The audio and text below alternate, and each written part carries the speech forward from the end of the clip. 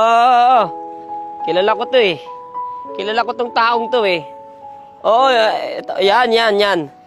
Yan, kilala ko yan. Mabait yan eh. Mabuting tao. At alam ko rin talaga na maraming pangarap tong taong to. Yan. Alam ko na masipag to.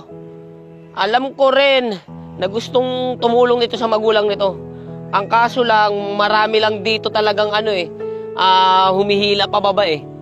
Kaya medyo nauudot yung mga gustong abutin nito eh. Pero kilala ko yan. Masipag yan eh. Magaling sa trabaho. Magaling makisama. Kaso lang talaga, mayroon lang talagang mga taong hinihila talaga siya pababa. Talagang gustong gusto siya yung lugmok talaga. Pero mabait to. Alam ko na may mga pangarap to na gustong tuparin sa buhay niya. At merong gusto tong patunayan sa buhay at pamilya niya. Kilala ko yan. Oo, tuloy mo. Ha? Ituloy mo lang. Hayaan mo sila. Maabot mo rin yung pangarap mo. Kilala kita.